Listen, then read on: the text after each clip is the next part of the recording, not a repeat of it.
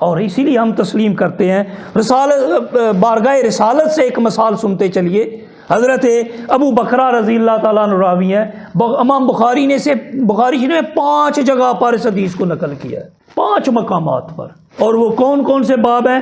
کتاب العلم میں، کتاب المغازی میں، کتاب الاداہی میں، کتاب الفتن میں اور کتاب التوحید میں۔ بڑی لمبی حدیث ہے، پوری حدیث بیان نہیں کر پاؤں گا، اس کا ایک حصہ، کیونکہ وہ بار بار ایسے ہی اس کے اندر مراحل ہیں، تو میں صرف 2 مراحل بیان کر دوں گا۔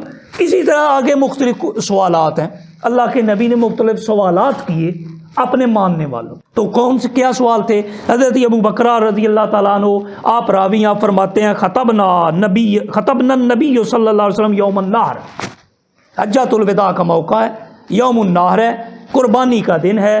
قربانی کے موقع پر رسول اللہ صلی اللہ علیہ وسلم نے ہمیں خطاب فرمایا اور فرمایا اتدرون ای یوم ھذا، اللہ کے نبی نے کیا فرمایا؟ اتدرون ای یوم ھذا، کیا تم جانتے ہو کہ یہ کون سا دن ہے؟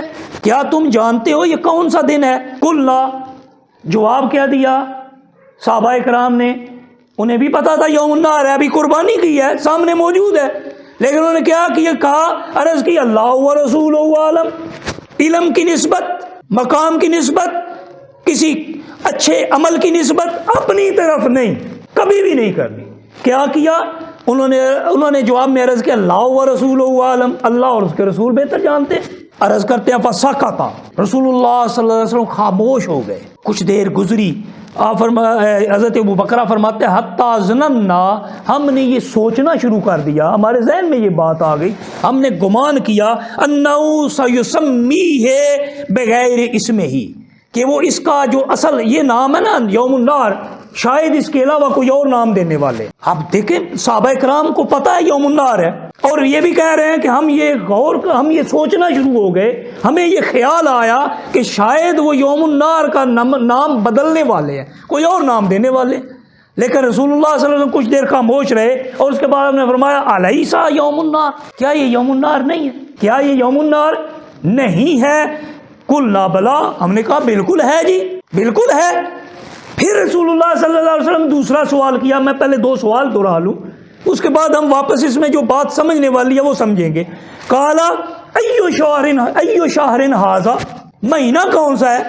اب حج کا مہینہ ہے بھائی، ذوالحجہ ہے، یوم النحر ہے، قربانی کر رہے ہیں، حج کر کے آئے ہیں، ایک ہی حج فرمایا ہے، سب کو پتا ہے، رسول اللہ سوال کیوں کر رہے ہیں؟ آپ نے پھر پوچھا دن کون سا، مہینہ کون سا ہے؟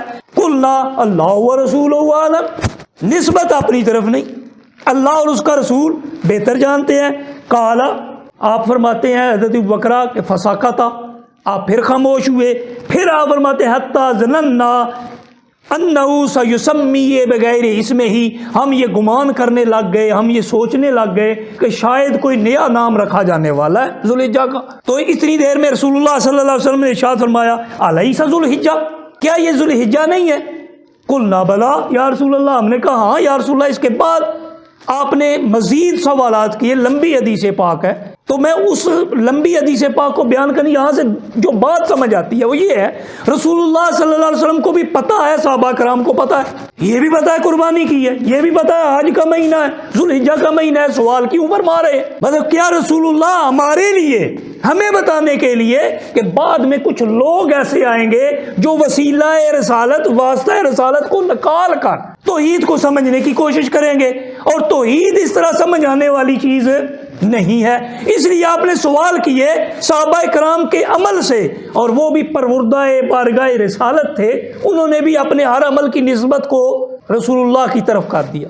انہوں نے کیا کیا؟ انہوں نے اپنی طرف نسبت نہیں کی، انہوں نے کہا اللہ و رسول عالم، اللہ بہتر جانتا ہے، اس کا رسول بہتر جانتا ہے۔ تو اللہ کے رسول نے صحابہ کرام کے ذریعے سے ہمیں سمجھایا کہ جب بھی کوئی چیز تمہیں سے سوال کیا جائے، تمہیں سمجھنی ہو، کسی مقام پر پہنچنا ہو، تو کیا کرو؟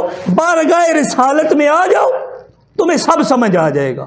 تو قل هو اللہ احد کا پہلا لفظ قل ہمیں یہ بتاتا ہے کہ اگر اللہ کی ذات کو سمجھنا ہے، اللہ کی ذات کا اقرار بھی کرنا ہے، اللہ کی ذات کو ماننا بھی ہے، تو بواسطہ رسالت ماننا پڑے گا، اس کے بغیر کچھ سمجھ میں نہیں آئے۔